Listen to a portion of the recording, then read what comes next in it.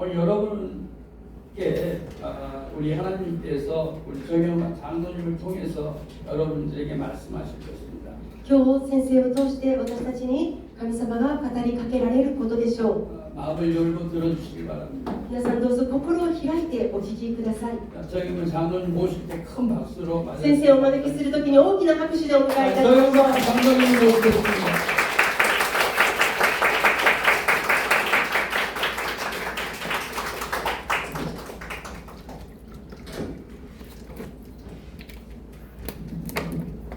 다시 만나뵈서 너무나 반갑습니다. またお会いできて本当に嬉しいです。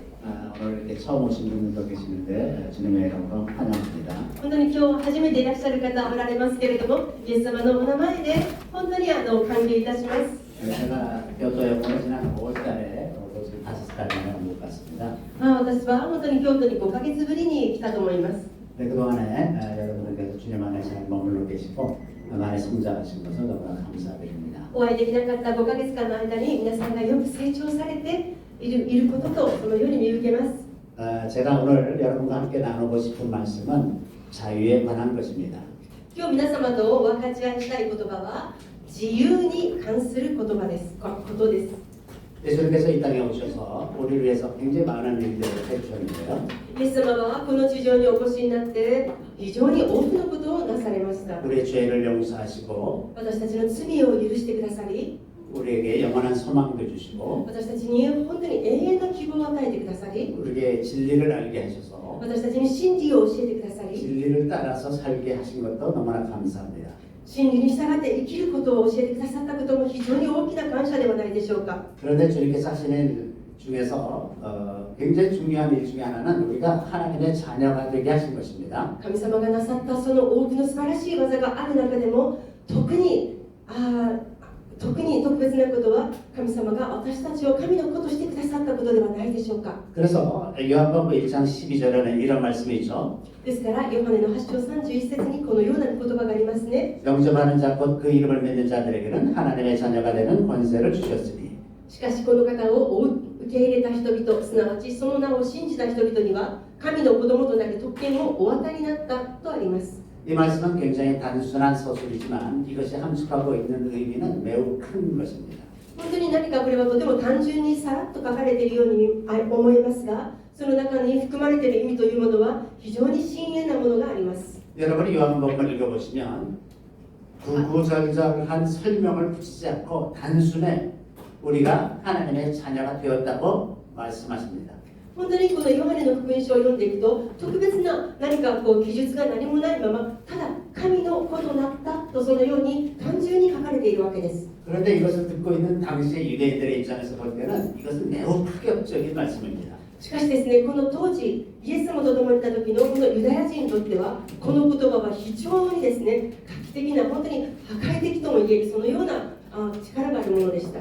우리가 하나님의 자녀가 된다는 것은 아주 낯선 것은 아니지만 보편적인 것도 아니었습니다. 私たちがこの神の子となるというこの言葉は非常に何か特異的なものではありませんが同時に普遍的なものでもなかったと思います。 이스라엘 사람들로서는 자기가 하나의 민족으로서 하나님의 백성이 된다고 생각했지 한 개인이 그렇다고 생각하지는 잘 않았습니다. イスラエルではイスラエルの人々はこの民族この一つのこの塊集団としてそのように神様の子というこの概念はありましたが個人的な意味での神の子というそのような考え方はなかったと思います。 그런데 북이스라엘이 아수르에 멸망해서 모두가 다 포로로 잡혀가고 이제 남유다도 멸망할 때쯤 해서 이제 이사야라는 선지자가 등장하는데 이사야가 이런 말을 기록하고 있습니다. このイスラエルがこのアッシリアに攻められてそして滅亡されそして南ユダも滅亡していくそのような時にこのイザヤという人を通して書かれたこのような言葉があります。 주는 우리 아버지시라 아브라함은 우리를 모르고 이스라엘은 우리를 인정하지 아니할지라도 여호와여 주는 우리 아버지시라 옛날부터 주의 이름을 우리의 구속자라 하셨구나 이런 말했습니다. なことにあなたは私たちの父です。たとえアブラハムが私たちを知らずイスラエルが私たちを認めなくても主よあなたは私たちの父です。あなたの皆は常しえから私たちの贖い主ですとあります。 그래서 하나님을 아버지라고 부르는 것은 굉장히 낯선 것입니다. ですからここでもあなたは私たちの父ですというこの言葉は非常に衝撃的な言葉だったのです。 그래서 예수님께서 제자들의 질문에 답하시면서 너희는 이렇게 기도하라라고 말씀하실 때 そしてまたイエス様は弟子たちの質問に答えながらこのようにお祈りしなさいと教えてくださいました。 하늘에 계신 우리 아버지요 天におられる神様、 이렇게 기도하기 시작하죠. このように始まりますね。 근데 이것을 헬라어로 보면 맨 처음에 등장하는 단어가 아버지라는 것입니다. そしてこのヘブル語で見ると一番初めに登場する言葉がお父さんという言葉です。 아버지 우리들의 하늘에 계신 이런 순서로 되어 있습니다. お父さん、天におられる私たちのお父さん。 그래서 이 아버지라고 부르는 것이 굉장히 아주 다른 수식어가 필요 없이 단도직입적으로 하나님께 바로 나가는 것입니다. この本当にお父さんっていうのは何かその中にこの間接的なものを何も加えずにストレートにお父さんと前に出ていくことです。 예수님께서 이렇게 기도하라고 가르치시는 이런 이야기를 듣고 바리새인들은 아주 화가 많이 났습니다. ですからイエス様がこのように教えられたのでパリサイ人たちは非常に怒ったのです。 그래서 이 바리새인들이 예수님을 죽이려고 하는 이유 중에 하나가 네가 뭔데 하나님을 아버지를 부르느냐라는 것이었습니다. 本当にこのパリサイ人たちがイエスを殺そうとした理由の一つに一体お前が何者だからといって神である人を私たちの父、私の父と呼ぶのだとそのように言ったのです。 그래서 요한복음 5장 18절에 보면 유대인들이 이로 말미암아 더욱 예수를 죽이고자 하니 이는 안식일을 범할 뿐만 아니라 하나님을 자기의 친아버지라 하여 자기를 하나님과 동등으로 삼으심이로다. またこのヨハネの福音書を見ますとそのためユダヤ人たちはますますイエスを殺そうとするようになった。イエスが安息日を破っていただけではなく神をご自分の父と呼びご自分を神と等しくされたからであるとあります。 그런데 오늘날 우리는 하나님을 아버지라고 부르는데 아무런 어려움이 없습니다.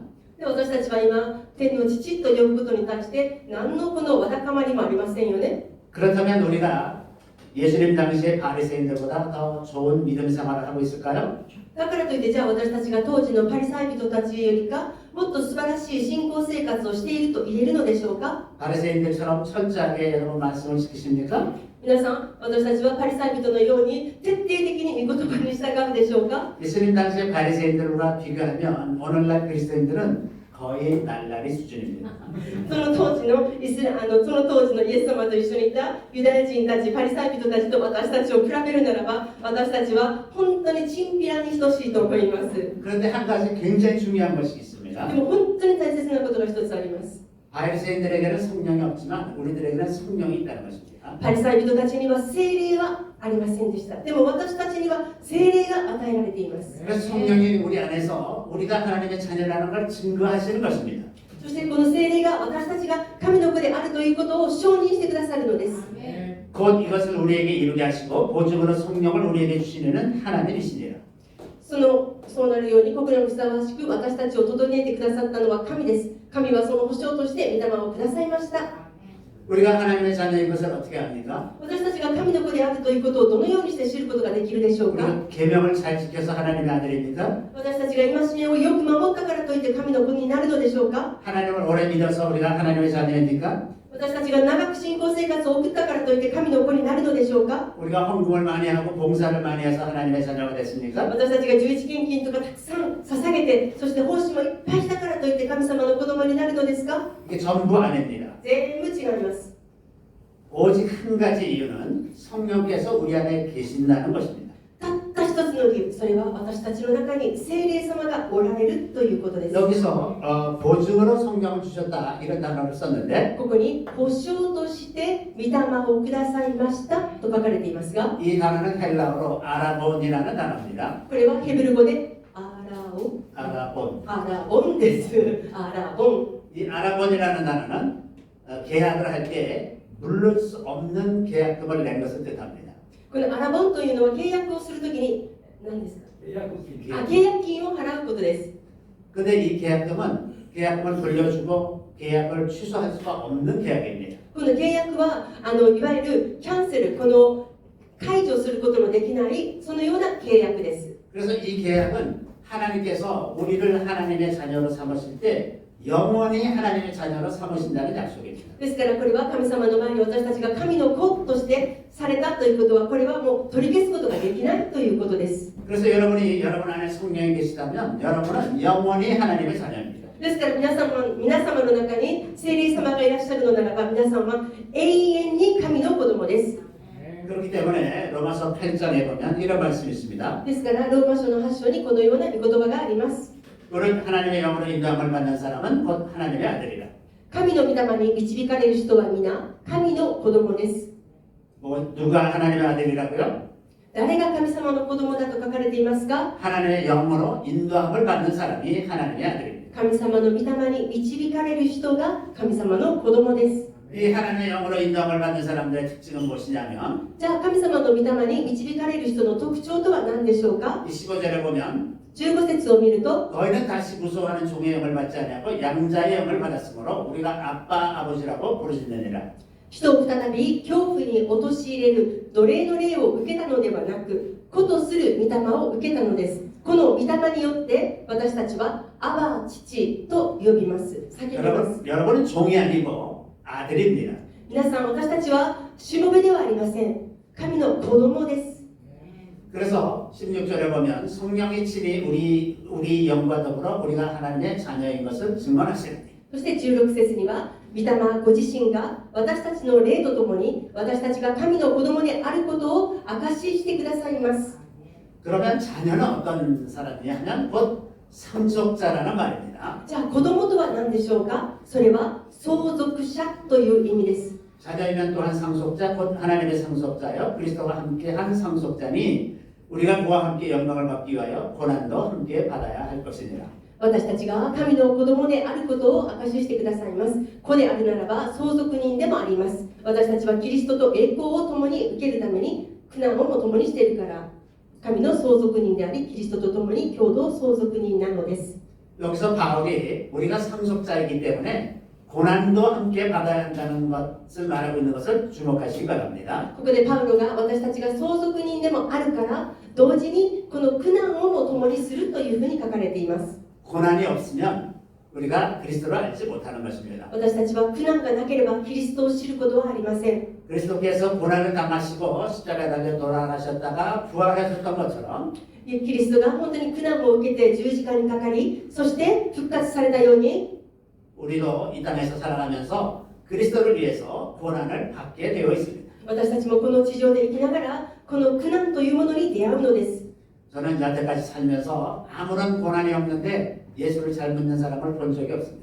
私は今のこの年齢まで生きてきて本当に何の苦難もなくイエス様を信じているという人を見たことがないです。 부자이건 가난하건 뭐 건강한 사람이건 젊은 사람이건 어떤 사람이건 간에 다 고난이 있기 때문에 예수를 믿게 됩니다. お金があるとかないとか年を取っているとか若いとかそういったことが関係なく誰もみんながこの苦難というものがあるのです。 그래서 고난을 통해서만 우리가 주님께로 더 가까이 가게 되는 것입니다. この苦難を通してのみ私たちは主に近づくことができるのです。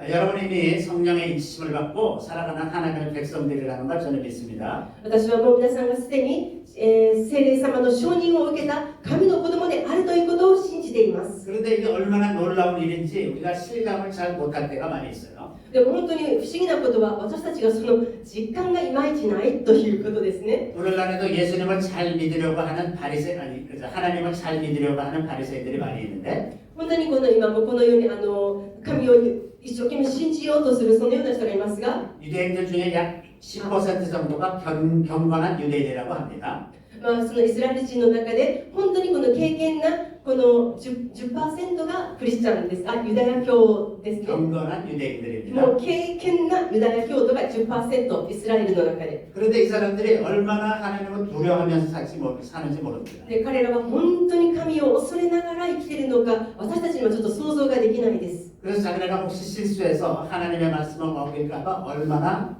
노력하는지 알 수가 없습니다. 本当に自分が神様がおっしゃった言葉を破ってしまうんじゃないかってどれほど恐れているのでしょうか。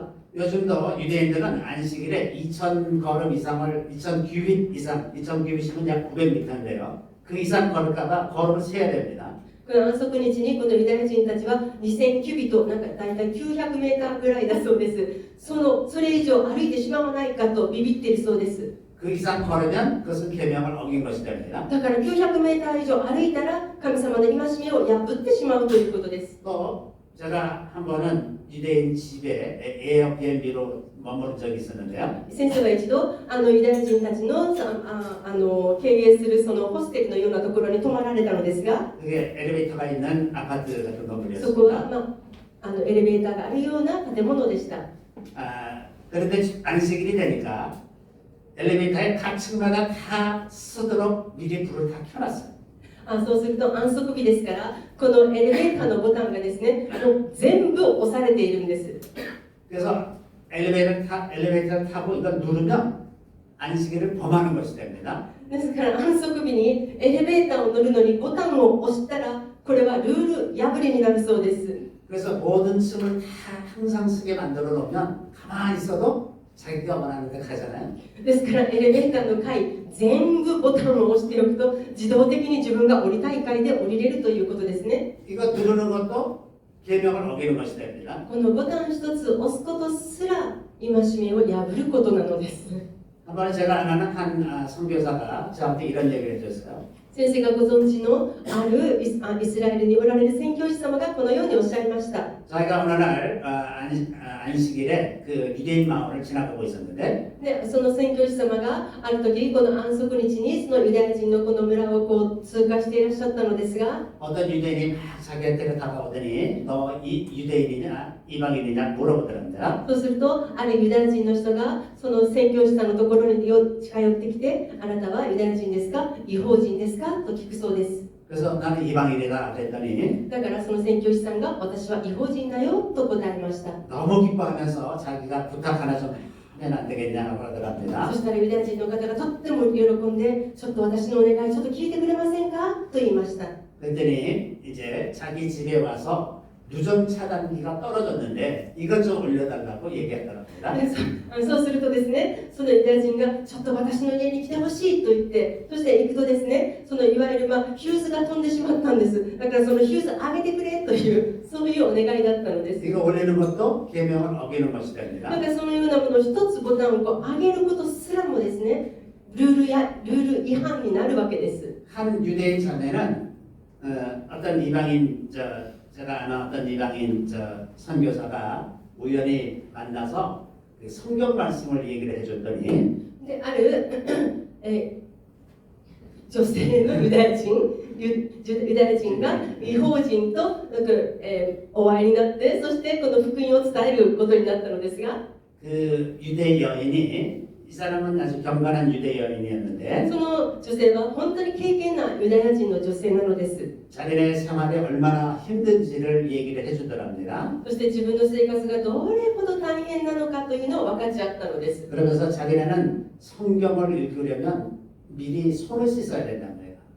でその方は聖書を読もうとするならば、まず聖書を読むために自分の手をきれいに洗わないといけないそうです。 그러니까 성경을 한번 읽으려도 절차가 많이 있어요. だから聖書を一回パッと開いて読むだけでもたくさんやるべきことがあるんです。 그래서 많은 종류의 속박으로 유대인들은 아주 얽혀 있습니다. ですからユダヤ人たちというのはもうたくさんやらないといけない戒めでがんじがらめになっています。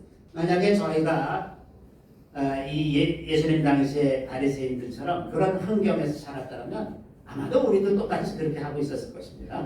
多分ね、私たちもその当時に生きていたら、そのユダヤ人たちと多分同じようにしたんじゃないでしょうか。 그런데 우리는 이런 모든 속박을 벗어나서 살 수 있게 됐다고 하는 겁니다. でも私たちはこのような束縛から抜け出して生きることができるようになったって言ってるんです。 그렇게 하신 것이 누구입니까? それをしてくださった方はどなたですか？ 성령께서 그렇게 하신 것입니다. 聖霊様がそのようになさったのです。 그래서 성령은 자유의 영입니다. ですからこの聖霊というのは自由の霊です。 우리가 하나님의 자녀가 됐다고 하는 것은 私たちが神の子となったということは、 다른 무엇보다도 우리에게 자유가 있다는 것을 의미합니다. それは何よりも私たちには自由があるということです。 종은 자유로울 수가 없습니다. しもべには自由というものはありません。 좀은 임금을 받기 위해서 일을 합니다. このしもべというのはお金を得るために、奉仕するわけです。 그래서 일을 하고 임금을 받으면 그것으로 끝납니다. ですからそのお仕事をしてお金をもらったらそれで終わりです。 그런데 종이 일을 잘 못하면 그 일자리마저도 빼앗기게 되는 것입니다. でもしもべというのはそのお仕事がちょっと下手なことをしたらもうそれで全て終わってしまいますね。 그래서 종은 늘 불안합니다. だからしもべというのはいつも心が不安なのです。 자기가 언제 이 자리를 잃을지도 모르고 그 자기가 받을 임금을 제대로 받을지도 모르는 그런 상태로 계속 살아야 하는 것입니다. なぜならばしもべというのはいつ自分のその職場でもそのお仕事がなくなるかもわからないし、そしてその賃金が未払いのままになるかもしれないというそのような恐れにいつも襲われているそのような存在です。 이렇게 우리가 무엇인가를 두려워하면 우리는 두려워하는 것의 종이 되는 것입니다. 私たちが何であれ何かに対して恐れるということは私たちはその恐れの奴隷になるということです。 내가 주인을 두려워하면 주인이 하라는 대로 해야 합니다. 私たちが何かの主に対して主人、社長とかに対して恐れを抱くのならば私たちはその人の奴隷となります。 주인의 마음에 들지 않는 것은 매우 위험한 것이 되는 것입니다. ですからその社長の心に思いにかなわないことをするということは自分にとって非常に危険になることです。 많은 사람들이 죽음을 두려워합니다. 多くの人は死を恐れます。 그런데 죽음을 두려워하면 죽음의 종이 되는 것입니다. 私たちが死を恐れるならば私たちは死の奴隷となります。 그러니까 죽지 않기 위해서 무슨 일이든지 다 하게 되는 것입니다. だから死なないためにどんな努力でもするのです。 누가 네가 가서 어디 가서 절하고 돈을 내고 이렇게 하면 너 오래 살 거야 라고 말하면 그렇게 해야 됩니다. 誰かがあっち側に行ってお金を払ったらなんかあなたきっと長く長寿になるよって言ったらそのようにしないといけないのです。 성령을 받지 못한 사람들도 두려워하면서 삽니다. 実は聖霊を受けていない人も実は同じように恐れの中で生きることになります。 하나님을 알면서도 하나님을 바르게 알지 못하고 두려움에 사로잡혀 사는 사람들이 있습니다. 神様を知ったと言っても神様を正しく知っていないのならばそうならば恐れにとらわれて生きることになります。 최근 한국에서 발표된 통계에 의하면 最近韓国の統計で発表されたその結果によりますと 한국의 크리스찬들이 그 점쟁이 한테 많이 가는데 韓国のクリスチャンが 점쟁이한테 戦争が、起こって クリスチャンが占い師にクリスチャンが占い師に行く占いを見に行く 그런데 그 비율이 믿지 않는 사람들이 점치러 가는 것과 비율이 똑같다고 합니다. そのクリスチャンがその占いのところに行く確率はノンクリスチャンが占いのところに行く確率と同じだと言ってるんです。 못하러 하나님을 믿습니까? どういうことでしょうか。 하나님을 믿으면서 성령을 알지 못하니까 그 마음의 두려움에 사로잡혀서 사는 것입니다. 神様は信じるけれども聖霊を受けていないからその恐れの中で生きているということです。 그러나 성령을 받은 사람들은 성령의 인도함을 받게 된 마련입니다. しかしこの聖霊を受けている人は聖霊によって導かれて生きるのです。 그렇기 때문에 성령으로 사는 사람들에게는 두려움이 없습니다. ですから聖霊によって生きる人には恐れというものはありません。 로마서 14장 17절에 이런 말씀이 있습니다. ローマの14の17にこのような言葉があります。 하나님의 나라는 먹는 것과 마시는 것이 아니라 오직 성령 안에 있는 의와 평강과 희락이라. なぜなら神の国は食べたり飲んだりすることではなく聖霊による義と平和と喜びだからです。 여기서 하나님의 나라는 어떻게 이루어집니까? 성령의 다스림으로 이루어지는 것입니다. 神の国とはどのようにして統治されていきますか。聖霊によってです。 성령의 다스림을 받는 사람들은 먹는 것과 마시는 것으로 걱정하는 것이 아니라 この聖霊によって導かれる人は食べたり飲んだりすることで恐れる心配する必要がありません。 성령이 주시는 의와 평강과 희락을 누리면서 사는 것입니다. 聖霊様がくださる義と平和と喜びによって生きることができるのです。 그래서 두려움이 없기 때문에 모든 그리스도인들은 자유로운 것입니다. 恐れがないからだから自由になるのです。 모든 두려움부터도 여러분이 다 자유로워지기를 구합니다. 皆さんが全ての恐れから自由になられることを望みます。 또 성령의 사람들은 모든 교리나 신학들이나 혹은 관습, 문화 이런 결박으로부터도 자유롭게 삽니다. そしてまたさまざまな教理や文化や習慣というものから私たちが解放されて生きるべきです。 하나님의 나라는 인간이 만든 제도와 가치와 관습을 초월하는 것입니다. 神の国というのは人間が作った制度とか習慣とか文化そういったものを超越するものです。 성령의 사람들은 굉장히 놀라운 관점을 가지고 있는데 聖霊に導かれる人は驚くべき視点を持っています。 이 사람들은 창조주 하나님의 관점과 미래의 관점에서 세상을 보는 사람들입니다. このような人はこの神の国の視点そして未来を見るこの視点これらのものを持って見ることができる人たちです。 이런 관점은 성령의 사람들에게만 있는 것입니다. このような視点は聖霊によって導かれる人にのみあるものです。 그리고 이런 관점이 사람을 자유하게 만듭니다. このような観点というのはその人を自由にします。 그래서 오늘 본문에 있었던 말씀처럼 요한복음 8장 31, 32절에 이런 말씀이 있죠. 오늘 본문 말씀이 그러므로 예수께서 자기를 믿은 유대인들에게 이르시되 너희가 내 말에 거하면 참으로 내 제자가 되고 진리를 알지니 진리가 너희를 자유롭게 하리라. これはちょっとここではないのですが神様が私たちと共におられるならばっていうところですね。イエス様が、イエス様を、信じる人はユダヤ人であってもユダヤ人でいるしでユダヤ人たちにお話になりました。 제가 읽을까요? ちょっとお願いします。 そこでイエスはその信じたユダヤ人たちに言われた。もしあなた方が私の言葉にとどまるならあなた方は本当に私の弟子です。そしてあなた方は真理を知り、真理はあなた方を自由にします。ありがとうございます。 진리라는 것은 하나님의 관점을 갖게 되는 것입니다. 真理というのは神様のこの観点というものを持つようになります。 하나님께서 이 세상과 인생을 보는 그 눈을 우리가 갖게 되는 것입니다. この神様のこの視点というものをこの視点でこのものを見るというそのようなことができるようになるのです。 그러면 여러분에게 자유가 있습니다. そうすると皆様に自由があります。 또 우리가 보통 법에 대해서 이야기할 때 법적으로 자유의 핵심 요소는 재산권입니다. そしてまた法的にもこの自由というものを考えるならばそれはこの自由権というものがあります。 여러분의 재산을 아무나 아무 때나 누가 뺏어갈 수 있다면 자유가 아닙니다. 例えば皆様の財産を誰かが勝手に取っていくならばこれは決してこの自由主義ではありませんよね。 우리 주머니에 돈이 아무것도 없으면 우리는 남의 종이 되어야 합니다. 私たちが本当に今何にもお金がないのならば私たちはそのようなもののこのしもべとなってしまいます。 많든 적든 우리가 뭔가를 가지고 있기 때문에 자유롭게 사는 것입니다. 私たちが何かを持っているから今ある意味自由に生きることができるのです。 그런데 하나님의 자녀들은 어떤 사람들이냐면 남들이 보기에는 가난해 보일지 모르지만 영원한 하늘나라로 이미 가지고 있는 사람.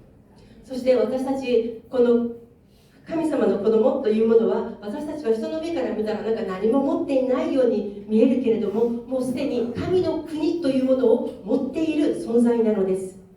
그는 남들이 가질 수 없는 가장 중요한 재산, 우리 미래에 가지게 되는 그 재산을 이미 가지고 있는 사람들. 私たちはもうまだ誰もそう持つことのできないそのようなこの素晴らしいこの神の国というこの財産を私たちがもうすでに得ている存在なのです。 우리가 수고하고 노력하고 애써야 그것을 얻는 것이 아니라 하나님의 자녀로 살기만 하면 그것이 보장되어 있는 것입니다. それは今から私たちが何か努力して苦労してそしてその代価として得るものではなくて神の子として生きていくならば自動的に与えられているものなのです。 게다가 천지 모든 만물은 다 하나님이 주셨고 하나님의 것입니다. そしてこの万物というのは神様がお作りになった神のものです。 그는 하나님은 우리에게 장래에 대한 확실한 약속을 주셨을 뿐만 아니라 이 땅에 살아갈 때에도 필요한 것을 우리에게 주시는 분입니다.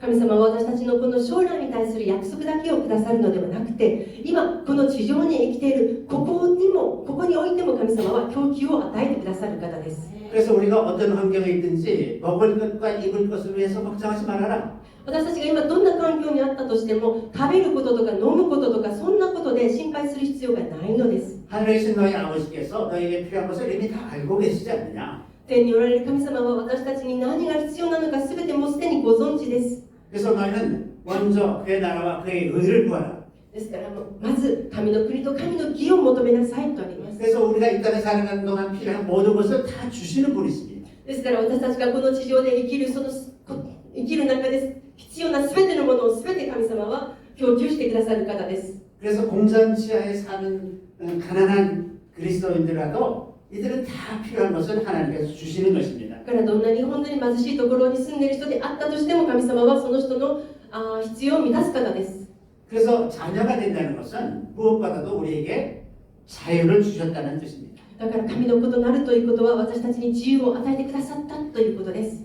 또 자유를 구성하는 또 다른 요소는 주님께서 우리에게 권세를 주셨다는 것입니다. またこの自由であるということは私たちに権威を与えてくださったということです。 만일 우리가 살아가는 동안에 아무런 권세가 없이 살아간다면 우리는 다른 사람들에게 늘 아쉬운 소리하고 눈치를 보면서 그들에게 굴종하면서 살아갔을 것입니다. もし私たちに権威がなかったならば、権威がなかったのならば、私たちは本当にいつも誰かの顔色を伺いながら、ご機嫌を取りながら、そして本当にいつも屈服しながら生きていかないといけないことでしょ 그런데 우리는 하나님의 자녀입니다. う。でも私たちは神の子供です。 그리고 하나님께서 우리에게 많은 권세를 주셨어요. ですから神様は私たちに多くの権威を与えてくださいました。 우리는 하나님께 기도할 수도 있습니다. 私たちは神に祈ることもできます。 그 기도는 의무가 아니라 내 권한이고 기쁨입니다. 本当にこの祈りというのは私たちにとっては本当に喜びであり、義務ではなく喜びです。 아무나 기도한다고 다 들어주십니까? 祈ったからといってみんなが全部聞かれるのですか？ 여러분이 하나님의 자녀이기 때문에 여러분의 기도를 듣지 않으십니까? 皆様が神様の子供だから神様は皆さんの祈りを聞いてくださるんじゃないですか？ 이게 얼마나 이것 자체가 큰 권세라고 말할 수가 있지 こ 않습니까? のこと自体がどれほど大きな権威でしょうか？ 또 여러분은 하나님의 능력을 힘입어서 귀신도 쫓아낼 수 있고 そして私たちは神様の本当に力をしてですね、この悪霊を追い出すこともできます。 여러분 병을 고칠 수도 있습니다. 病を癒すこともできます。 우리가 이 땅에 살아가는 동안 묶어 푸는 권세를 하나님께서 우리에게 주셨어요. 私たちはこの地上で生きていく間、この霊を解いたり縛ったりするそのような権威をいただいています。 앞으로 우리가 잘하면 그렇게 될 것이라는 것이 아니라 私たちがこれから将来一生懸命やったらそうなるというそういう話ではないです。 우리에게 이미 주셨다는 것입니다. もうすでに与えられたということです。 이것을 믿고 그대로 실천하는 사람들에게 그 능력이 나타날 것입니다. それを信じて、そして実践する人にその権威が現れていくのです。 하나님께서는 우리에게 삶의 모든 영역에서 자유를 주셨습니다. 神様は私たちの生きていくこのあらゆる領域で私たちにそのような権威を与えてくださいました。 그런데 우리가 놓치기 쉬운 것 중에 하나는 우리가 조상의 죄로부터도 자유로워질 수 있다고 하는 것입니다. そして私たちがちょっと見逃してしまうのは、私たちがこの先祖の罪からも自由にしてくださるっていうことを私たちが忘れがちです。 왜냐하면 우리는 조상의 죄와 나와는 아무 관계가 없다고 생각하기 쉽지만 なぜならば私たちはこの先祖の罪と自分というのは関係がないってそのように考えてしまいがちだからです。 출애굽기 34장 出エジプトの34章の7節 이런 말씀이 있습니다. このような言葉があります。 은혜를 계속해서 베푸시는데 사울님께서 ね、あれですね。恵みを千代まで保ち、咎と背きと罪を許す。しかし、罰すべきものを必ず罰して、父の咎を子に、さらに子の子に、3代4代に報いるものである。 하나님께서는 우리에게 약속하신 그 은혜를 천대까지 베푸시지만 神様は私たちにこの恵みを千代までくださいますが、 그리고 죄도 용서하시지만 そして罪も許してくださいますが、 그 죄에 대한 형벌을 반드시 주시는 분이십니다. でもその罪に対する刑罰は必ず下す方です。 그래서 부모가 죄를 지으면 그 형벌이 자식들에게 이어지게 됩니다. ですから親が罪を犯しますとその刑罰というのはこの子供の方に流れていきます。 그 죄가 3대 4대까지 이를 것이라고 そ 말씀하셨습니다. れが3代4代にまで及ぶと言っているのです。 그래서 조상의 죄와 우리와 아무런 관련이 없는 것이 아니라 우리가 살아가는 동안 누리는 겪게 되는 많은 문제 중에 한 원인이 조상의 죄라는 것입니다. ですから私たちはこの先祖の罪と自分が全く無関係ではなくて私たちの人生の中で起こってくる問題を見ているとここに、原点を見ることがあります。 조상의 죄를 회개하는 것은 좀 이상하게 들릴지 모르지만 매우 성경적인 것입니다. この先祖の罪を悔い改めるというのは何かおかしく感じるかもしれませんが非常に聖書的なことです。 다니엘도 조상의 죄를 회개하면서 기도했습니다. ダニエルもこの先祖の罪を本当に悔い改めました。 다니엘이 기도할 때 예레미야가 전했던 그 말씀을 기억하고 이제 70년이 되면 돌아오리라 할 것을 생각하게 되었습니다. そしてこのダニエルはこのエレミヤが予言した通りにこの70年経ったらまた回復するんだというその言葉を握って祈りました。 그래서 조상의 죄를 마치 자기가 지은 것처럼 회개하는 기도를 올립니다. ですからダニエルはこの先祖が犯した罪を自分があたかも犯したかのようにそのように悔い改めたのです。 그래서 하나님께서 고레스를 통해서 이스라엘 백성들을 다 해방시켜 주셨습니다. で神様はこのことを通してこのイスラエルの民を解放されました。 또 느헤미야도 조상들이 지은 죄를 자기의 죄인 것처럼 회개했습니다. またネヘミヤも同じように先祖の罪を自分の罪としてそのように悔い改めたのです。 그랬더니 하나님께서 느헤미야를 그 예루살렘 지역의 총독으로 파견하게 하셨습니다. ですからこのエレミヤを通してこのエルサレムを派遣しました。 이런 것처럼 조상의 죄를 회개하는 것은 조상이 지은 죄를 우리를 통해서 용서해 준다는 뜻이 아니라 그 죄의 형벌을 감해 줄 수 있다는 뜻입니다. ですから私たちがこの先祖の罪を代わりに悔い改めるというのはこの先祖の罪がこのなくなるとかというそういう意味ではなくってその刑罰を少し軽くするというか少しこの覆うというそのような意味です。 그래서 이런 의미에서 여러분들에게 꼭 필요한 것 중에 하나는 조상의 죄를 회개하는 것입니다. ですから私たちに必要なのはこの先祖の罪を私たちが代わりに悔い改めるということです。 일본은 오랫동안 신사 참배를 해왔습니다. 本当に日本は長い間神社崇拝、神道崇拝やってきました。 이 사진은 제가 8년 전에 先生これはこの写真は先生が8年前に 규슈 지역에 갔다가 찍은 사진인데요. 九州に行かれた時に撮られた写真の一枚です。 이게 문화카타 신사입니다. 宗像神社です。 이 앞쪽에 있는 건물이 배전이고 この前方にあるところが本殿です。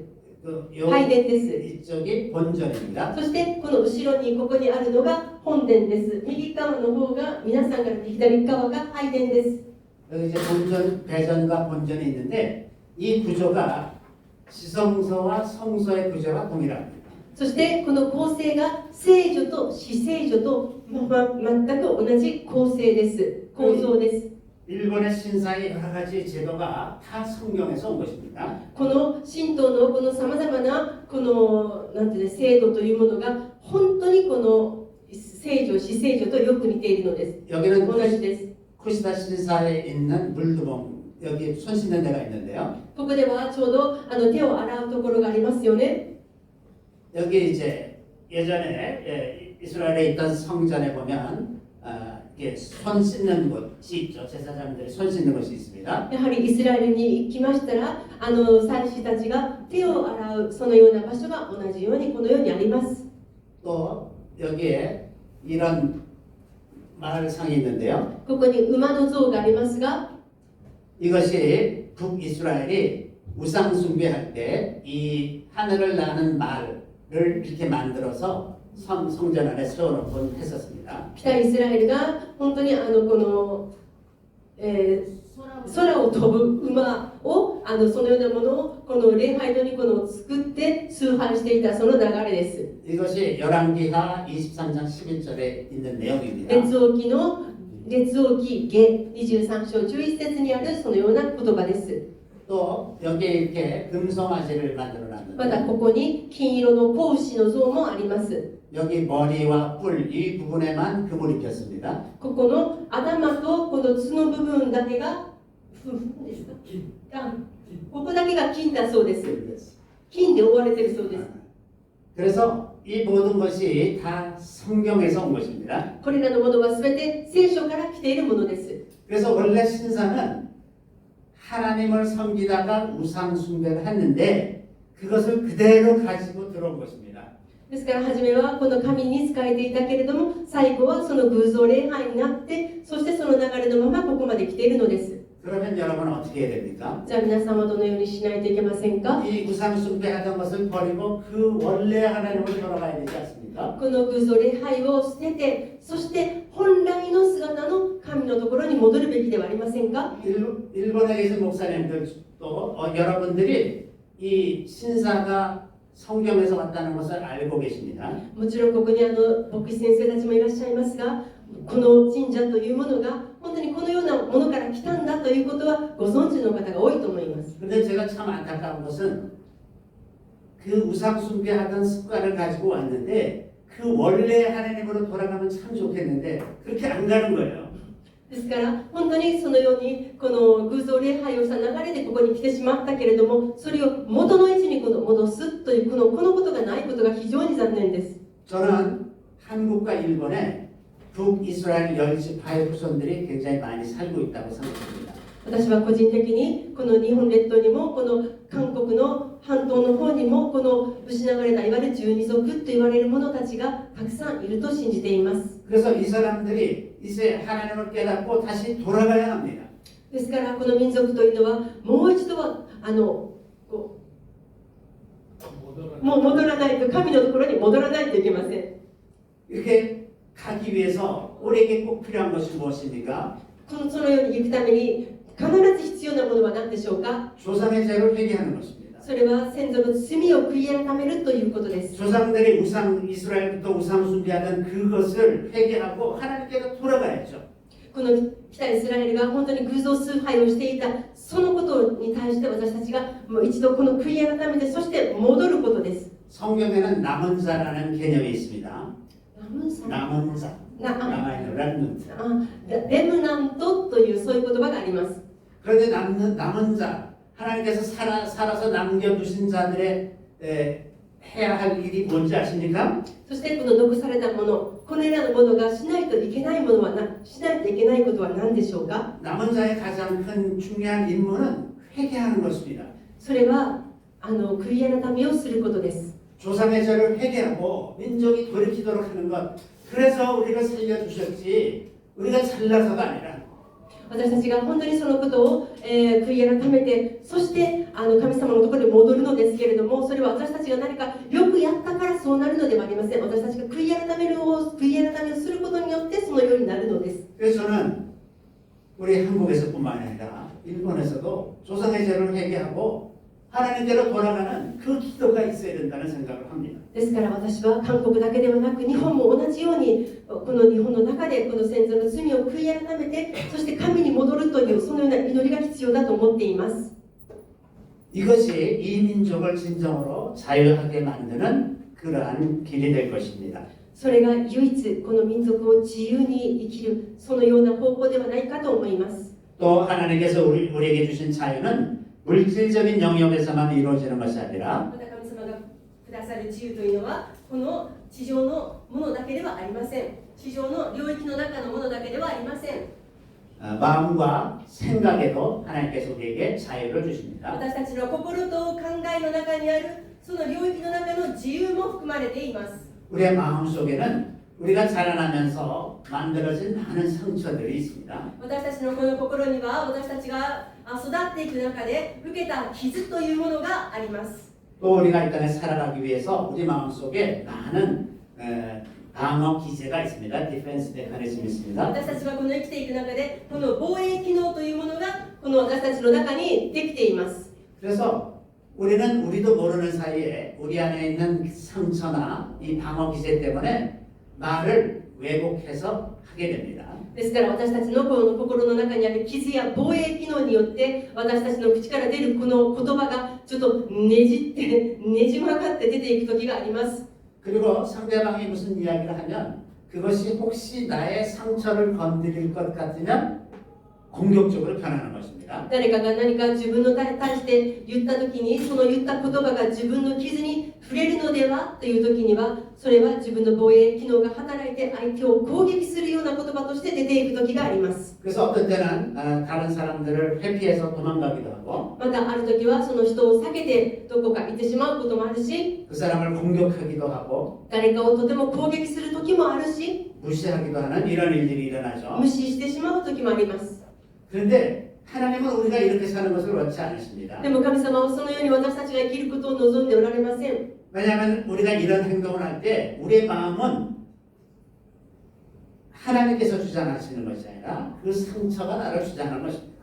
そのようにする時というのは神様が私たちの中にあって主張されているのではなく私たちの傷が主張しているのです。 그래서 우리가 이 상처를 하나님의 광선으로 이 상처를 보게 될 때 이 상처가 치유를 받습니다. そのこの自分の受けているこの傷というのを神様のこの目でこの見ていくときにその傷が癒されていくのです。 우리 마음 깊이 있는 그 상처들을 치유를 할 때 비로소 우리가 완전히 자유하게 되는 것입니다. 私たちがその心の中に受けたその深い傷これを本当に治癒していくときに私たちは自由になるのです。 이 상처를 치유해야 하는 것 중에 중요한 것이 용서하는 것입니다. この心の中の傷を癒すのに一番必要なことは許すということです。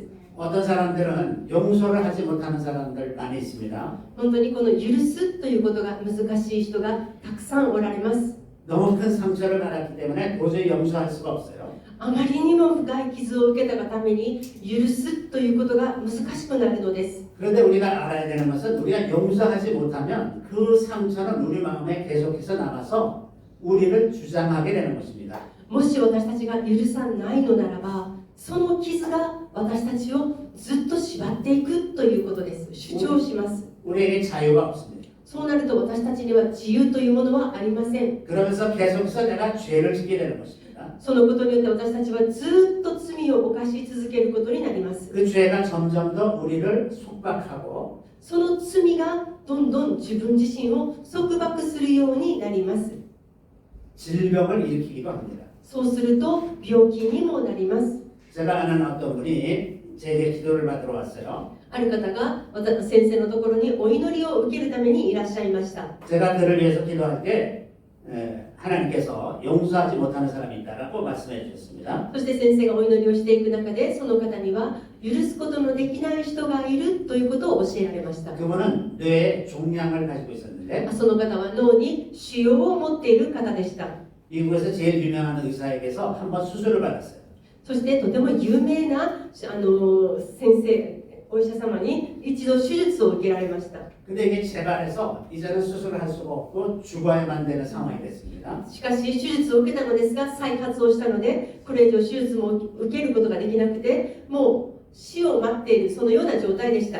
그래서 제가 당신이 용서하지 못하는 사람이 있습니까? 라고 물어봤더니 そしてその方にあなたはもしかして許すことができない人がいるのではありませんかとお尋ねしたところ 그분이 하는 이야기가 자기 시어머니를 용서하지 못한다는 거예요. そうするとその方が自分の義理のお母さんを許すことができないとおっしゃいました。 그래서 당신이 지금 용서하겠습니까? 물었더니 そして今その時先生がその方にあなたは今その義理のお母さんを許しますかと聞きましたら 절대로 용서하지 못한다. 絶対にダメだとおっしゃいました。 그래서 당신이 용서하면 살고 용서하지 않으면 죽는다. あなたが許したならばあなたは生きる。許さなかったらあなたは死ぬとそう伝えました。 그랬더니 이제 할 수 없이 자기가 살기 위해서 이제 용서하기로 했는데 ですからその方はもう仕方がなく自分が生きるために許すと言ったのですが 제가 시어머니를 용서합니다라고 말을 하면서 펑펑 울어요. そして私は義理のお母さんを許しますと言いながらもう大泣きするのです。 그러고 나서 그 종양이 떠났습니다. そしてなんとそのことを通して腫瘍はなくなりました。 용서하지 않으면 자기가 손해예요. 자기가 손해. 許さなかったら誰が損ですか？自分が損です。 원수 갚는 것은 하나님께서 하실 일입니다. 本当にこの復讐というのは神がなさることです。 하나님께서 그 사람에게 적당한 형벌을 내리실 겁니다. 神様がその人にふさわしい刑罰を与えられます。 그래서 하나님께 이렇게 기도하세요. 그 사람을 좀 아프게 좀 해주세요. 神様に言ってください。神様ちょっとあの人を痛ませてくださいとそのように言ってください。 시편에 보면 다윗도 그런 기도를 많이 하잖아요. だって詩篇の中にダビデを見たらそのように祈っていませんか？ 저 원수들의 자손들은 매일 빌어먹게 해주세요. 本当にこのダビデはその自分の敵のこの子孫たちにそのようになるように言いませんでしたか？ 다윗도 그렇게 기도하잖아요. ダビデだってそのように言ったじゃないですか。 여러분도 그렇게 기도하세요. だから皆さんもそのように言ってもいいです。 그러나 여러분이 원수 갚을 생각은 하지 마세요. でも皆さんが自分自身が復讐しようというそういう考えはやめてください。 여러분이 원수 갚기 위해서 나쁜 말 하고 나쁜 마음 먹지 마시고 その自分のその敵のために自分の心をその悪いものを入れたりしないでください。 여러분은 그를 위해서 기도하는 것입니다. 皆さんはただ祈るのです。 만약 그 사람이 기도를 받을 만한 자격이 없으면 그 복은 여러분에게 돌아올 것이고 もし皆さんが祈ってその相手がそのような祝福をですね受けるにふさわしくなければその祝福が皆さんに全部戻ってきます。 그 사람이 그럴 만한 가치가 있으면 하나님께서 그분을 변화시킬 것입니다. もし皆さんがそのように祝福を祈ってその相手がそれを受けるにふさわしい価値のある人ならばその人は変わることでしょ 그래서 우리가 예수님 안에 있으면 우리의 마음이 자유로워지고 う。だから私たちはイエス様の中にさえいたら私たちは自由です。心は自由です。 우리의 생각도 자유롭게 됩니다. 私たちの考えも自由になります。 우리가 자라나면서 알지도 못하는 사이에 많은 억압적인 생각을 갖게 됩니다. 私たちは生きている間に自分も知らず知らずのうちにさまざまな圧迫を受けています。 부모로부터 받은 교육이나 両親から受けた教育だとか 혹은 형제나 주변 이웃들과 같은 받은 억압들이 있고 周囲の人々や兄弟から受けたそのような傷であったり 학교 교육을 통해서 받은 사상이나 가치관도 있습니다. また学校教育を通して受けるそのような思想やそういったものもあります。 문화적인 억압이나 이런 것들도 우리 생각 속에 자리 잡고 있죠. 文化的なそのようなものやそういったものが私たちのこの心を占めています。 이런 것이 우리도 모르는 사이에 우리의 말과 행동을 제약하게 마련입니다. そのようなものが私たちのこの言葉や考えというものを縛っていくのです。 근데 보통 이것은 자기도 의식하지 못하는 사이에 자기 속에 자리 잡기 때문에 자기가 그런 줄도 모르고 그렇게 행동합니다. で私たちはこれらのものは私たちは無意識のうちにできてしまっているものですからだから無意識のうちに言葉にも出ています。 그런데 이제 성경의 세계관을 이해하고 でもこの聖書の世界観を知るようになると 성경이 말하는 것을 보게 되면 聖書の言うものを見るようになると 그래서 우리가 살아가는 동안에 잘못된 생각을 갖고 있었다는 것을 알게 되는 것입니다. この聖書の観点でそれに光を照らしてみると自分の間違ったところというものが見えてきます。 그래서 좀 더 자유로운 생각을 할 수가 있게 되고 そのことによって少しずつ自由になる考えが出てきます。 하나님께서 여러분에게 주신 놀라운 은사들과 그런 생각들, 능력들이 자연스럽게 표출이 되게 되어 있습니다. そうすると神様が与えてくださったそのこのさまざまなこの恵みの賜物というものが皆様から現れるようになってきます。 그래서 마음과 생각이 자유로워지면 여러분의 표정이 바뀝니다. その皆様の心と考えが自由になっていくと皆様の表情が変わってきます。 제가 기도하면서 많이 경험한 것 중에 하나는 기도받고 나서 악한 영들을 다 쫓아내고 나면 사람들이 예뻐진다는 것입니다. 先生がお祈りをしながらいつも経験することですけれども先生がお祈りをして悪霊を追い出していくと皆様が突然だんだん美人になっていくことです。 여러분이 미인이 되고 싶으면 화장보다 성령 충만하십니다. 皆さん美人になりたかったらお化粧頑張ることよりもお祈りしてください。 이게 정말 놀라운 일이죠. 本当にこれ驚くべきことですよね。 얼굴에 갑자기 빛이 나요. 突然もうお顔に光がパッと差すそうです。 그러면 그 누구보다도 예쁘게 됩니다. そしたら誰よりも美人になるそうです。 그래서 이렇게 자유로워지면 말도 바뀌고 행동도 바뀌는 것입니다. そしてこのように自由になりますと行動も変わりますし、そしてこの言葉も変わります。 남들이 나를 어떻게 생각하든지 별로 중요하지 않아요. 이제는. 他の人が自分をどう見ているかなんて全然気にならなくなります。 이렇게 우리의 말과 행동, 우리의 감정이 자유로워지면 그때 성령께서 우리를 자유롭게 쓰실 수가 있는 것입니다. このように私たちの言葉やこの考え方が本当に変わるならば、私たちは本当に聖霊様が自由に聖霊様が自由にしてください。使うもっと使ってくださるようになります。 이런 사람들이 성령이 쓰시는 사람입니다. そのような人が聖霊様が使ってくださる方です。 요거. 자, 네, 성령 인도를 받는 사람들이 하나님의 자녀라고 하는 것입니다. 神の御霊に導かれる人は皆神の子供です。 이게 자유로워진 사람들입니다. 本当に自由になった人々です。 그래서 하나님의 영으로 인도함을 받는 사람들에게는 자유함이 있는데 이 자유에 대해서 고린도 후서 3장 17절에 이런 말씀이 있죠. 神の霊に導かれた人には本当に自由があるのですが、このコリント人への手紙の3章17節にこのような言葉があります。 주는 영이시니 주의 영이 계신 곳에는 자유가 있는데요. 主は御霊です。そしてその主の御霊がおられるところには自由があります。 이 자유는 여러분이 가지고 있는 모든 장애물을 깨뜨리고 생명의 빛을 줄 수 있는 자유입니다. この自由というのは皆様の中にあるその障害物を全部取り払っていってくれるそのような自由、命の光です。 이 자유는 다른 사람들의 자유를 제한하는 자유가 아니라 다른 사람들의 자유를 세워주는 자유입니다. この自由というのは誰かの自由を邪魔するようなものではなく、その相手の自由を立て上げていくそのような自由度。 그래서 우리 안에 있는 마음의 상처들이나 혹은 생각들 혹은 문 안에서 오는 그런 여러 가지 이런 것들을 다 깨치고 사람들에게 자유를 주고 생명을 주는 그러한 사람이 되는 것입니다. それは私たちの心の中の傷だとか、私たちのこの考えとか、そのようなこの縛っているそのようなもの、そういったものを全部この打ち砕いて、そしてこの自由にしていくものなのです。 사도 바울은 이러한 자유함을 누릴 줄 아는 사람이었습니다. この使徒パウロというのはこのような自由というものを享受した人です。 그런데 진정한 자유, 정말 자유 중의 자유는 무슨 자유냐? じゃあその自由の中の自由とは一体どういうものでしょうか。 다른 사람을 섬기는 자유입니다. それは他人に使えることのできる自由です。 종으로 섬기는 것은 억지로 할 수 없이 하는 것이지만 このしもべの使い方というのは仕方がなく使えるのですが、 하나님의 자녀로서 섬기는 것은 자유롭게 하는 것입니다. 神の子供として使えるというのは自由な例で使えるのです。 스스로 자유를 포기하고 남을 섬기면서 사는 것입니다.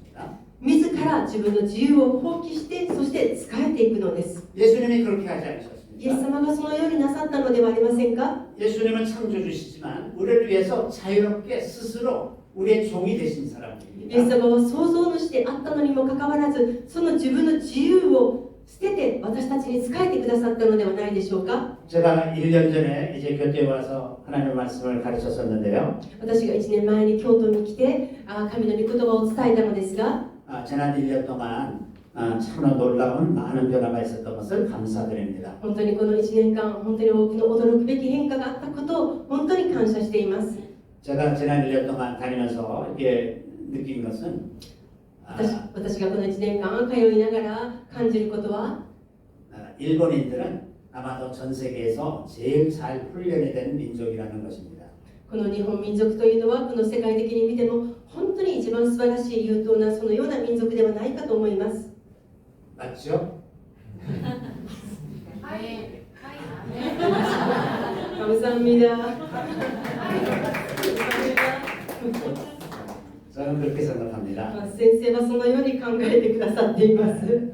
그리고 참 절제를 잘하는 민족입니다. 本当にこの秩序をよく守るそのような民族ですね。 그리고 이제 이런 걸 되게 좋아하죠. で 화. これ好きでしょ？わ。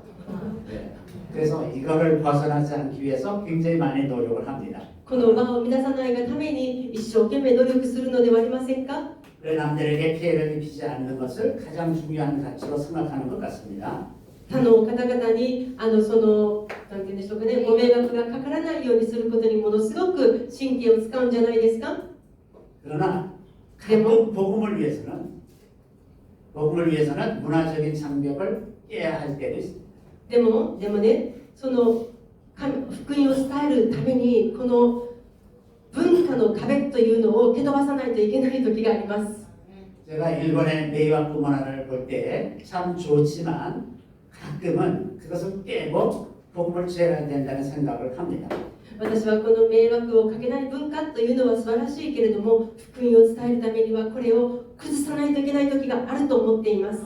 남들의 기분을 존중해서 진리를 전하지 않는다면 그 책임은 누가 져야 됩니까? その相手の気分を害さないがために福音を本当に伝えないというのは、じゃあその責任は一体誰のものになりますか？ 누구의 책임입니까? 誰の責任ですか？はい、私たちです。 하나님은 계산을 분명하게 하시는 분이십니다. 神様は明確におっしゃる方です。 우리에게 그 책임을 맡겨주셨는데 우리가 그 책임을 하지 않으면 우리는 그 생명에 대한 책임을 우리가 져야 할 것입니다.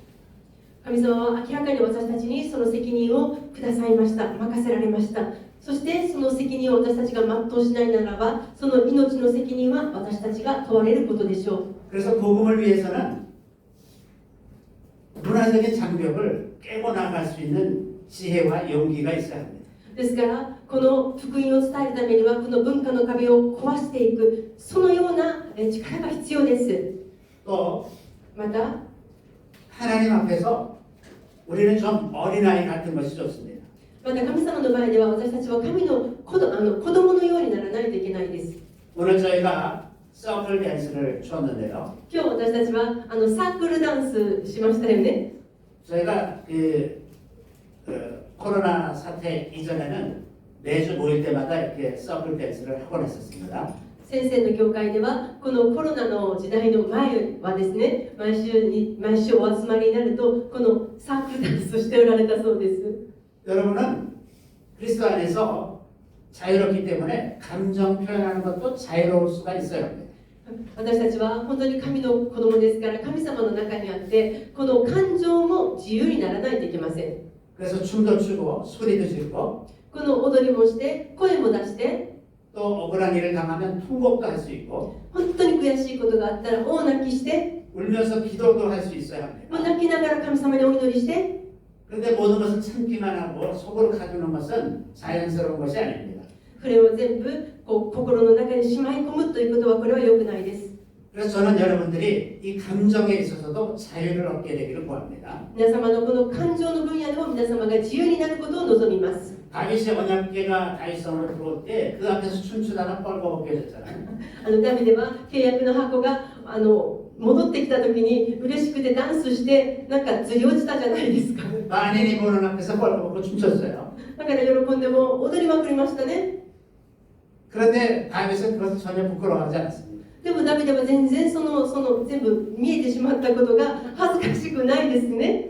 그것은 하나님 앞에서 한 일이라는 생각이 있었기 때문에 なぜならば彼がやった行為というのは神様の前でやったと彼は認識したからです。 여러분 같으면 어떻게 하겠습니까? 하나님 앞이니까 옷을 잘 입고 해야 되겠습니까? 皆様の場合はどうですか？神様の前だからこそちゃんと洋服着てやらないといけないと思うのですか？ 다윗처럼 하나님 앞에서 빨가벗고 춤출 수 있겠습니까? 皆様もダビデのように本当にズボン全部ずり落ちて脱げてしまってもうすっぽんぽんになるぐらいになって踊ることができるのですか？ 하나님 앞에서는 우리가 옷을 입고 있건 안 입고 있건 아무것도 중요하지 않습니다. 神様の前で私たちが服を着ているとかすっぽんぽんだとかどちらでもいいことなのです。 우리의 마음으로 진정으로 하나님을 기뻐하고 감사하는 그 마음이 중요하지. 私たちの心の中で神様に本当に感謝して喜んでいることが重要なのです。 내 마음 속에 이런 기쁨이 있는 것이 중요하지. 私たちの心の中でそのような喜びがあることが重要なのです。 내가 무슨 옷을 입고 있는지 혹은 안 입고 있는지가 중요한 것이 전혀 아니라고 私 합니다. たちが神様の前でお洋服を着ているとか着ていないとかそういったことは重要ではないのです。 그래서 저는 우리 한국 교인이나 일본 교인이나 하나님 앞에서 좀 더 자유로워질 수 있게 되기를 구합니다. 私は本当に韓国の人たちも日本の人たちも神様の前でもっと自由になることを望んでいます。 복음은 자유의 복음입니다. 福音というのは自由の福音です。 이 자유의 복음이 일본 열도 전체를 뒤덮고 한반도를 있기를 바랍니다. この自由の福音がこの日本列島、そして朝鮮半島を駆け抜けることを望みます。 그래서 오키나와로부터 홋카이도 이르기까지 모든 교회에 이 자유의 불길이 이 초막절의 시즌에 임하게 되기를 소망합니다. この沖縄から北海道までこの日本列島、この神様のこの福音のこの炎が駆け抜けることをこの、カリオの祭りのこの時に起こることを願います。 오늘 이 시간에 여러분의 마음속에 하나님께서 주신 자유가 충만하게 임하게 되기를 구합니다. 今この時間皆様の心の中に神様の自由があふれることを望みます。 잠깐 少し 기도하겠습니다. お祈りいたします。 주님 감사합니다. 主を感謝いたします。 주님께서 우리에게 자유를 주셨습니다. 主よ、あなたは私たちに自由を与えてくださいました。 그리고 다시는 종의 멍에를 매지 말라고 하셨습니다. また、二度と奴隷の霊を受けてはならないとおっしゃいました。 그런데 종종 우리는 스스로 종의 멍에를 메고 있을 때가 많이 있습니다. しかし私たちは自ら少しずつまた奴隷の霊を受けてしまっています。 주님 저희들을 불쌍히 여겨주시기 원합니다. 主をどうぞ私たちを憐れんでください。 우리 안에 있는 두려움을 없애주시기 원합니다. 私たちの中にあるこの恐れを取り除いてください。 우리가 무엇을 더 중요하게 생각합니까? 主よ、私たちが何をすることが重要でしょうか。 다른 사람들의 평판을 중요하게 생각합니까? 誰かのこの評価を気にすることでしょうか。 하나님의 말씀을 더 중요하게 생각합니까? 神様のこの御言葉をもっと重要に考えているのでしょうか。 하나님께서 우리에게 이미 큰 자유를 주셨는데 우리가 무엇을 두려워합니까? 神様は私たちにもすでに自由を与えてくださっているのに何を私たちは恐れているのでしょうか。 우리가 주님의 생명의 말씀 안에 깊이 뿌리 내리게 되기를 구합니다. 私たちが神様のこの命の光の中にもっと深く根を下ろすことを願っています。 우리의 마음과 생각이 주님 안에서 자유로워지게 되기를 구합니다. 私たちのこの考えとこの思考がもっと自由になることを求めます。 우리의 감정이 자유로워지게 되기를 구합니다. 私たちの感情がもっと自由になることを望みます。 우리가 성령으로 사로잡혀 살게 되기를 구합니다. 私たちが聖霊様に導かれて生きることを望みます。 우리가 말하는 것이 주님의 입에서 나오는 말씀과 같게 하시고 私たちの口から出る言葉が本当に聖霊様が導かれる言葉となりますように。 우리의 눈을 열어 하늘의 비밀을 보게 하시고 私たちの目を開いて本当にこの天上のこの秘密を知るものとなりますように。 우리의 귀를 열어 듣지 못하던 것을 듣게 하여 주시옵소서. 私たちの耳を開いて聞くことのできないその言葉を聞くことができますように。 성령의 인도함을 받는 하나님의 자녀가 되기를 구합니다. 本当に聖霊様のこの承認を得たそのような神のことになりますように。 이 밤에 성령으로 충만하게 하여 こ 주시옵소서. のように私たちを聖霊10万で満たしてください。 우리에게 필요한 기름으로 기름 부어 주시옵소서. 神様、私たちに本当に格別なその油注ぎを注いでください。 주님 감사하고 예수 그리스도의 이름으로 기도드려옵나이다. 感謝してイエス様のお名前を通してお祈りいたします。アーメン。 감사합니다. 感謝します。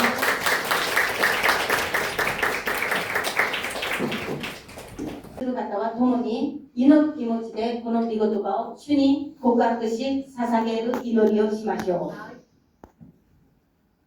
主よ、私は罪人です。主よ、私は罪人です。主の尊い血潮によって許され、主の尊い血潮によって許され、救いを得たことを感謝します。救いを得たことを感謝します。地獄から天国に移されたことを感謝します。地獄から天国に移されたことを感謝します。また私たちの先祖たちがよく知らずに犯したすべての罪も許してください。彼らが偶像崇拝によって神を怒らせた罪を許してください。神道の霊、仏教の霊、祖先の崇拝、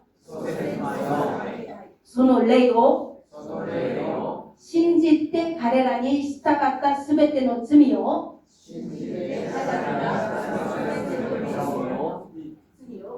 許してください。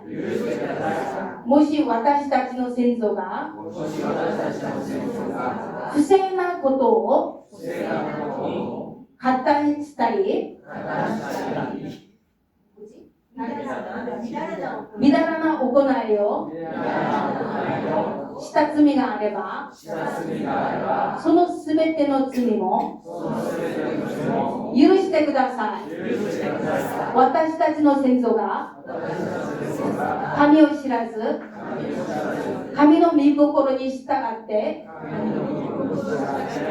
生きられなかったこと、すべての罪を許してください。彼らの罪によって私の中で働いているすべての悪霊から私を解放してください。主だけが私を解放することができます。私は神道の霊を憎みます。私は仏教の霊を憎みます。私は先祖崇拝の霊を憎みます。私はあらゆる偶像崇拝を憎みます。그거는 다른 죄들이 있으면 지금 각자 지금 皆様、 조그맣게 소리를 내서 今までこのようなことを告白しました。皆様が今他に思う浮かぶべきことすべてを先祖の罪の霊、他のことがありましたら告白しながら各家庭、また先祖代々の受け継げられた咎がありましたら、イエスの名によってキリストの血に頼り今祈る時間を持ちましょう。愛する天の父なる神様、ありがとうございます。この時間それぞれ祈りましょう。ありがとうございます。主よ、私たちが知らずに先祖たちに習い、今まで存続はおよび仏壇、神棚、あらゆるもので主よ、大量の神、またあらゆるその日本の神を信じたちがありました。それに本当に助けられたちも毎日行い、また花を売ったり、また塔を描いたり、また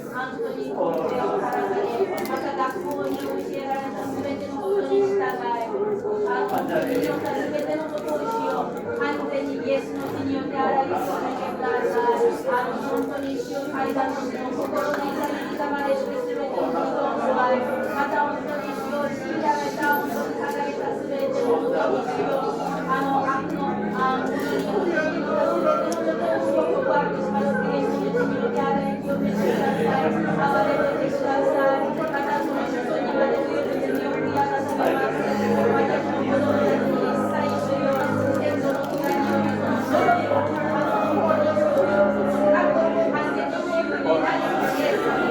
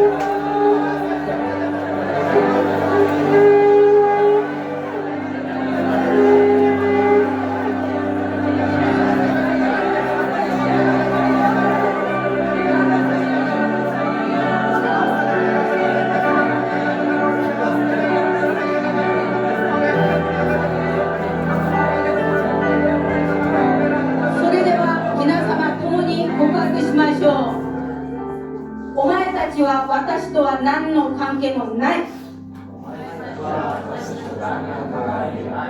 私はイエス・キリストの血の対価で買い取られた神の民である。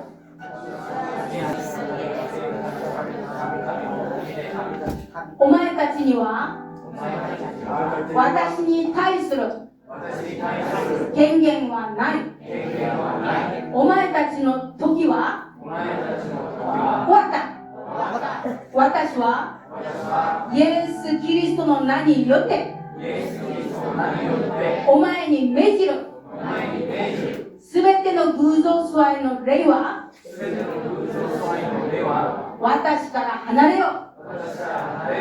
神道の霊は私から離れよ。仏教の霊は私から離れよ。先祖崇拝の霊は私から離れよ。占いを行う霊は私から離れよ。キリストに属さないすべての霊は私から離れよ。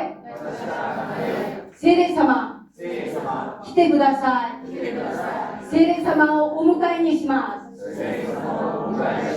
聖霊様、私のうちに入り、私の体と心と思いを支配してください。主の思いが私の思いとなり、主の心が私の心となりますように、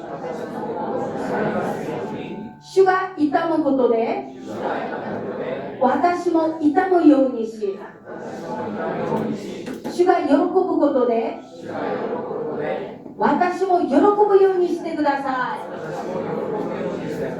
私の体を支配してください。清く聖なるものとして聖霊が宿る美しい体となることを願います。